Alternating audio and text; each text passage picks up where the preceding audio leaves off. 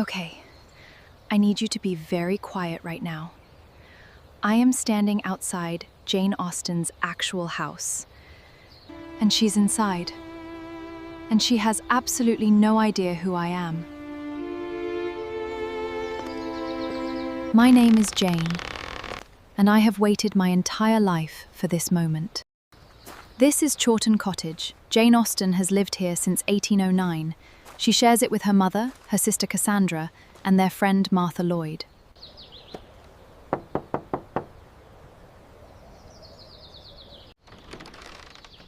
Good morning to you, miss. I confess I did not expect a visitor at this early hour. Have you come far?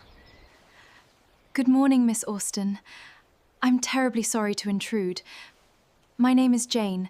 I've travelled quite a distance to find you. Jane? What a very singular coincidence. Do come in then, Jane. Martha has just set the kettle. I find most difficulties in life are considerably improved by tea. She's already my favourite person. Okay, so this is genuinely so small. It's beautiful, but it is small, while guests visit, while life just happens around her. You will forgive the modesty of our establishment, I hope, which is more than many may claim.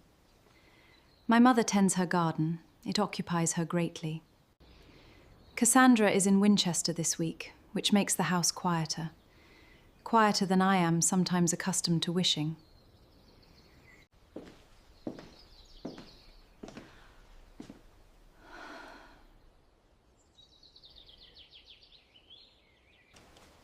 It suits me well enough. I have no great requirement for space. A mind needs only. The quiet hours are somewhat harder to secure. So this is a Regency breakfast. Cold mutton at 9 a.m. No judgment, absolutely no judgment. I am going to eat all of it. You take your tea with milk, I imagine? Cassandra insists the milk ought always to go in first, though I confess I have never settled the matter to my satisfaction. Martha's preserves are rather excellent. She has a gift for the kitchen which I confess I entirely lack. My accomplishments lie elsewhere. Miss Austen, your accomplishments lie everywhere, actually. I've read everything you've written, multiple times. I've heard a great deal of your work. It's extraordinary. Have you indeed? I ask because I find most accounts of one's work bear little resemblance to the work itself. You speak as someone who has read the words themselves, not merely heard of them. This jam is genuinely incredible. What is it exactly? Can I ask you something, Miss Austen? Your books, they're all about navigating a power. Did you write that consciously, or did it simply come naturally? I write what I observe, and I have had ample time to observe.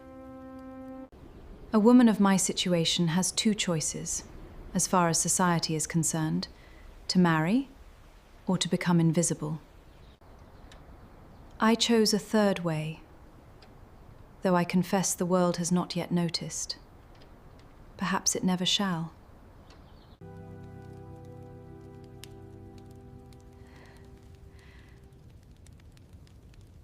She thinks no one will ever notice. You say that with a certainty that I find unusual. You are a peculiar visitor, Jane. You know rather more than a passing traveller ought to know, and rather less about plum jam than you pretend. Who are you, exactly? Miss Austen, I have one thing I'd like you to know, and I need you to believe me, even if it sounds unlikely. You have my complete attention, Jane. 200 years from now, girls all over the world will read your books and feel less alone. They will read about Elizabeth Bennet and feel brave, about Anne Elliot and feel understood, about Emma Woodhouse and feel rather too seen, honestly. You are not invisible. You are the opposite of invisible. You just can't see it yet. 200 years. I confess I had hoped perhaps for 50. Are they happy, these girls who read my books? The ones who find your books? Yes, very much so. Well then, That will have to be sufficient, I suppose. More tea, I think. And perhaps you'll tell me where exactly one travels from to arrive in Hampshire knowing quite so much about my work.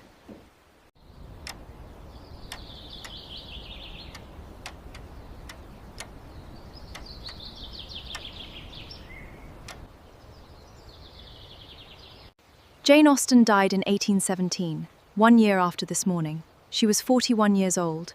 Her sister Cassandra was holding her hand. Her books were still published anonymously. She never saw her own name on a cover. She made £140 from Sense and Sensibility. She made £110 from Pride and Prejudice. She died never knowing what she had built. And she asked me if the girls who read her books were happy. That is who Jane Austen was. If you grew up with her books, share this. Let someone know who she really was. And if you've never read her, start with Persuasion. See you at the next stop.